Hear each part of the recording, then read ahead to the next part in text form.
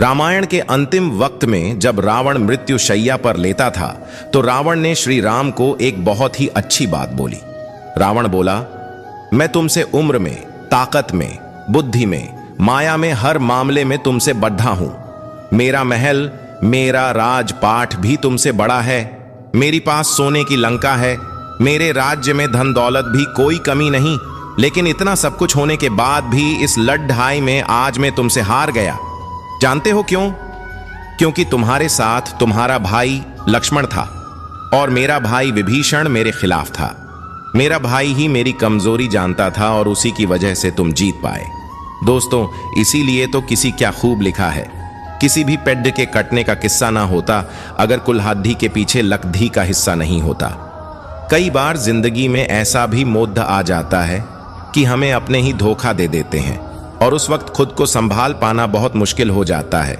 इसलिए जिंदगी में हमें इस बात की परख बहुत अच्छे से कर लेनी चाहिए कि हमारा अपना कौन सच में हमारे साथ है और कौन हमारे खिलाफ है। रामायण में शायद रावण कभी हारता ही नहीं।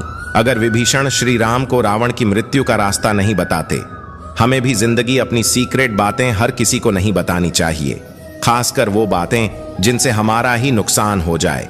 भले कुछ बातें आपको अंदर ही परेशान करें, लेकिन उन्हें तब तक किसी को ना बताएं जब तक आप खुद ये डिसाइड ना कर लें कि उन्हें बताने से कहीं आपका कोई नुकसान तो नहीं होगा।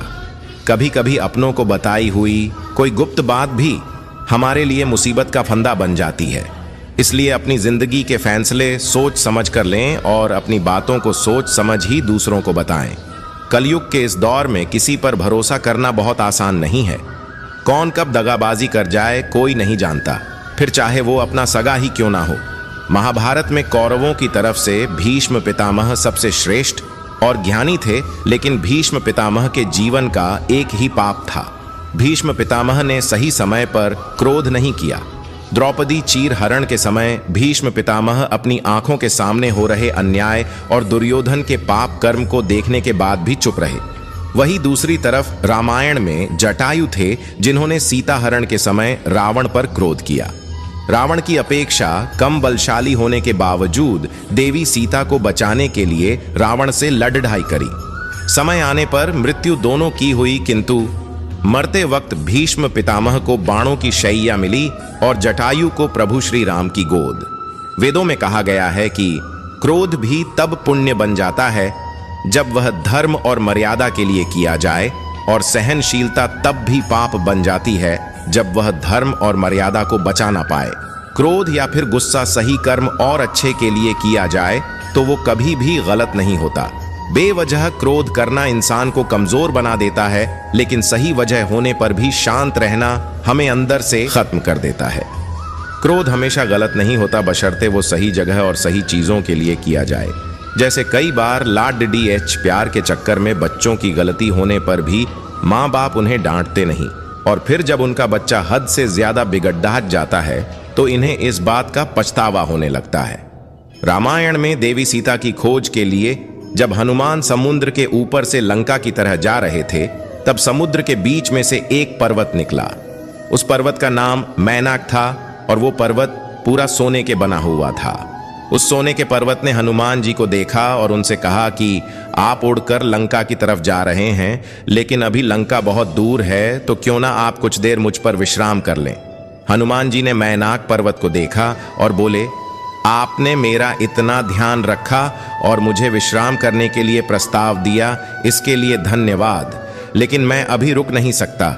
मेरा लक्ष्य है माँ सीता की खोज करना, और जब तक मैं अपना लक्ष्य पूरा नहीं कर लेता तब तक मैं रुक नहीं सकता। जब हम किसी लक्ष्य की ओर बढ़ते हैं तो हमें भी भोग विलास, सुख सुविधा के साधन मिलते हैं। कभी कभी कार, मोबाइल, टीवी जैसी चीजें मैनाक पर्वत की तरह हमें रोकती हैं। बुद्धिमानी ये होनी चाहिए कि इन्हें स्पर्श करें, यानी इनका उपयोग करें और अपने लक्ष्य की ओर बढ़ जाएं। कुछ लोग इन चीजों में ही बंधे रह जाते हैं और अपनी मंजिल से भटक जाते हैं। अपने लक्ष्य तक पहुंचने के लिए हमें उन चीजों से हमेशा दूर ही रहना चाहिए जो हमें हमारे लक्ष्य से भटका सकती हैं। हमेशा अपने लक्ष्य को सबसे ऊपर रखें और जब तक उसे पा ना लें तब तक रुके नहीं। जो व्यक्ति अपने लक्ष्य को पाने से पहले ही खुद को आराम दे दे वो अक्सर असफल हो जाता है। किसी भी काम में अगर सफलता पानी है तो उससे सबसे पहले पूरा करें, तब जाके उसके रिजल्ट्स के बारे में सोचें। हम जोश जोश कई चीजों की शुरुआत कर लेते हैं लेकिन उन्हें पूरा नहीं कर पाते और फिर अपनी असफलता का रोना रोते रहते हैं। इसलिए लक्ष्य का होना और उसे पाने की पूरी कोशिश करना ही हमारा कर्तव्य होना चाहिए।